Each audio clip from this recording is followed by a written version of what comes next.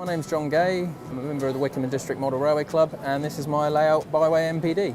Initially, this layout started life as a little demo layout. I do a lot of DCC installation, DCC sound, and I wanted to showcase what I could do with my locos.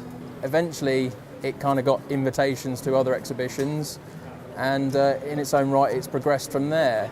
The layout's been in existence for about 5 years, and 3 years it's been in its form it is now. So originally it just started as a flat board, just showing the locos, but it's progressed into a full-blown exhibition layout now.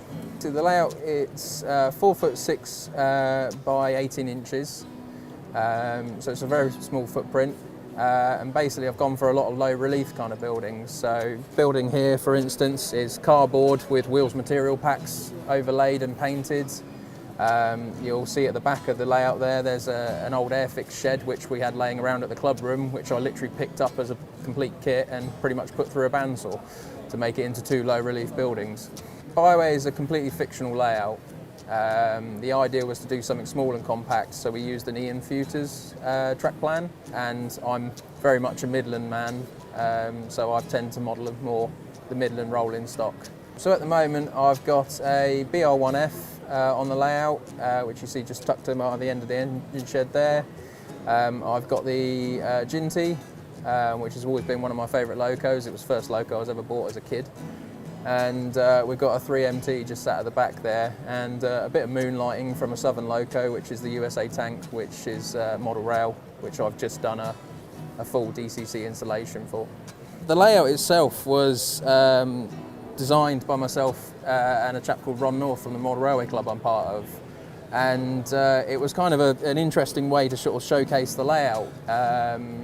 So we came up with a design, we did a sort of rough sketch, and then I went away and went on to like AnyRail and started doing a digital printout. AnyRail is a piece of software, I believe it's free to download, but it will enable you to basically give a footprint to the area you want to build the layout in, and you can basically play about with all the different track on there. So you'll have your Pico 100, your Pico 75 is all laid out on there, and basically it just gives you the ability to drag and drop and basically place the track where you want it to. Obviously it will also tell you if you're doing curves a bit too tight as well, so that's an added advantage when planning a small layout like this. I liked the idea of bringing a bit of atmosphere to the layout. When you look at some layouts, you've got the sound, you've got all the little added features that people put on the layouts, but to actually be able to sort of change it from night and day lighting with the interactive lighting as well, so lights will come on as it goes into night time.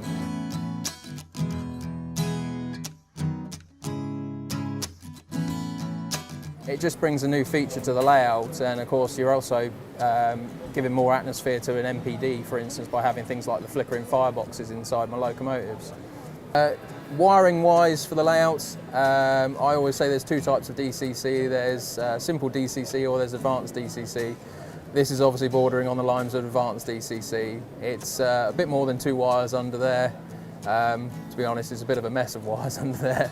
But it's all there for a purpose and it's all there for a function. We've all heard of the software JMRI, and what I'm running that through is a little tiny Raspberry Pi, which is connected to a touchscreen on the front of the layout, which gives us control.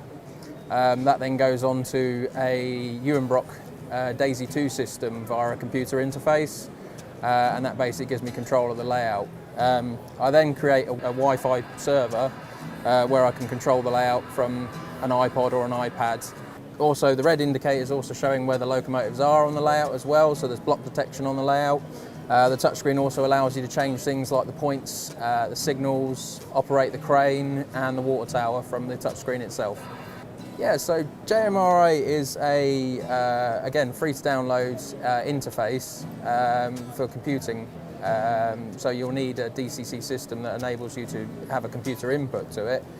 But it gives you the ability to program your locos into the actual software with things called a roster, and you're able to then, instead of having F1, F2, F3 on your function keypad, you've actually got labels to basically say, this is the whistle, this is the brake, and that way you're not looking like a bit of a wally, basically hitting the guard's whistle by accident when you actually want a whistle to pull off. I would like to do a Mark II version of this layout. So doing this layout has taught me a lot of things, kind of Achilles heels, a lot of kind of choke points that the layout has.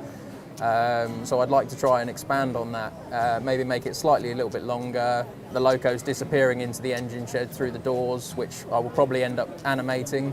So this particular layout, unfortunately, this will be the last show that it attends for sort of the calendar. Unfortunately, at the moment, I'm in the process of moving up north. So I've kind of held off taking exhibition invites at the moment until I've made my relocation happen.